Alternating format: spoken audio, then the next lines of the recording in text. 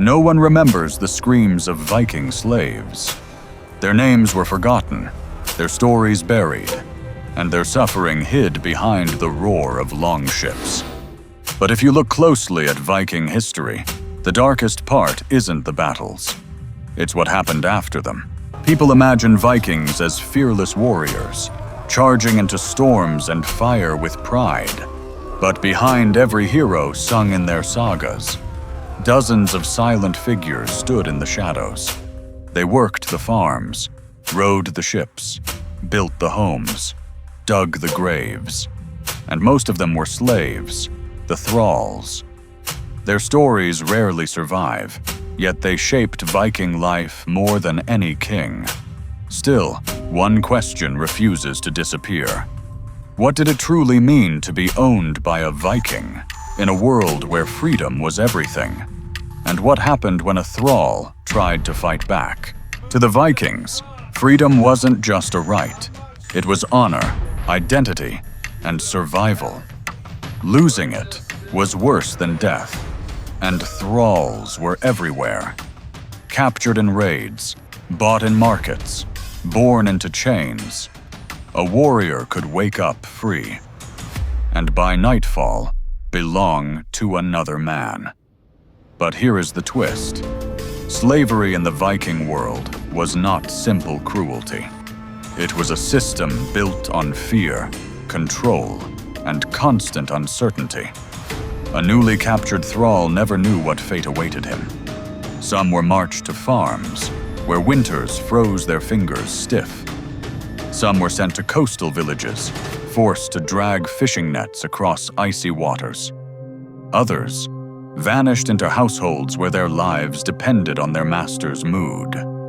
The rules were unwritten, yet every thrall understood them. Obey without hesitation, speak only when spoken to, and never, ever try to run. Because punishment wasn't just physical, it was psychological.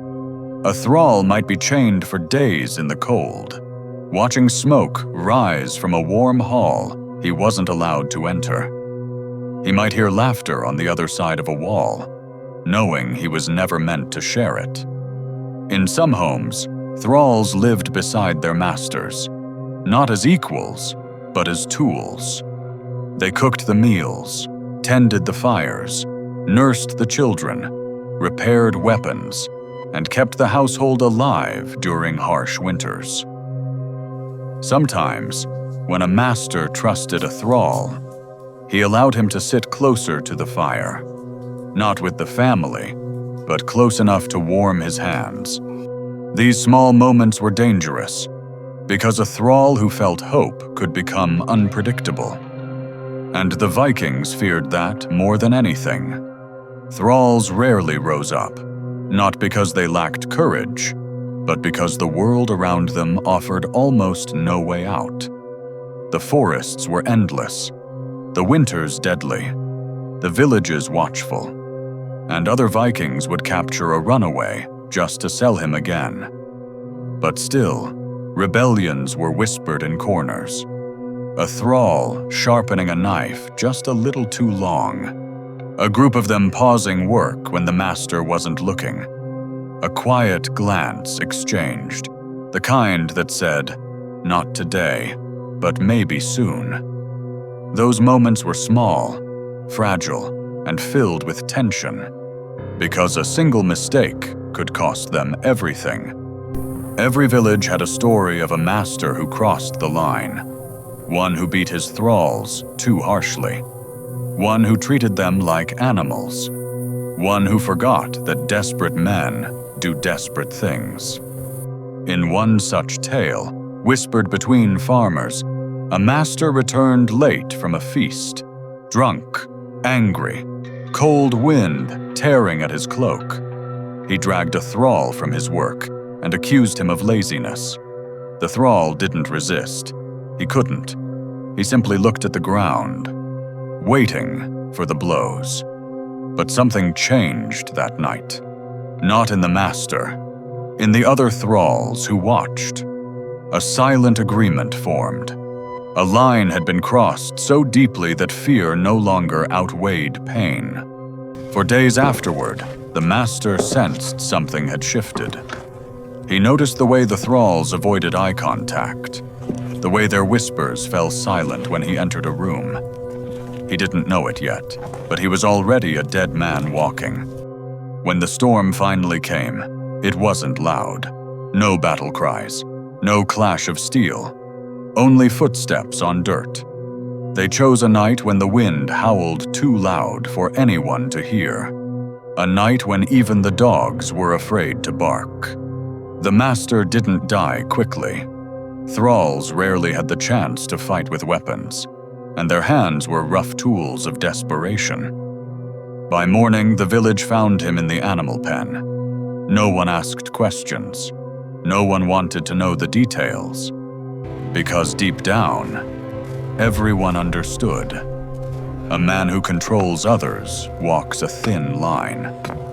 And if he forgets that fear cuts both ways, the consequences can be brutal. Not all thrall stories ended in violence.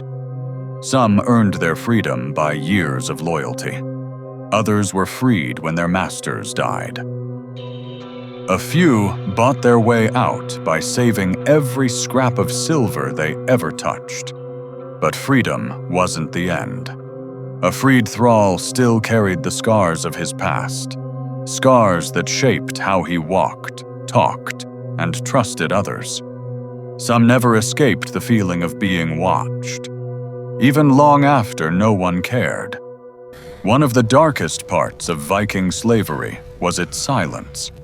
A thrall child didn't cry loudly. He learned early that noise brought attention. Attention brought punishment.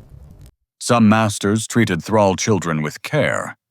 Others treated them as investments, future labor. The saddest truth? A child born in chains didn't always realize he was enslaved. He simply thought the world worked this way, until one day he saw another boy, free, smiling, running without fear, and something inside him shattered. That moment stayed with him for life. In one winter village, a thrall saved his master's family from a burning longhouse. He rushed through smoke, carried a child out, and collapsed in the snow. The village called him brave. But when dawn came, he went back to work. Hero or not, he was still property. And that realization crushed him more deeply than the smoke ever did. The Vikings built their world on strength, courage, and fierce loyalty. But the truth is, much of their power rested on the backs of people who had no choice. The thralls shaped their harvests, their wealth, their homes, and even their survival. Their hands fed the same warriors who were celebrated in songs. But their suffering became a quiet shadow behind Viking glory. And that silence changed everyone. It hardened masters. It broke thralls. It blurred the line between honor and cruelty. Some Vikings feared the spirits of the dead, but others feared the living, the people they controlled, because they knew one simple truth. You can only press a man down for so long before he learns how to rise. Even today, the full story of Viking slaves remains incomplete. Most thralls left nothing behind.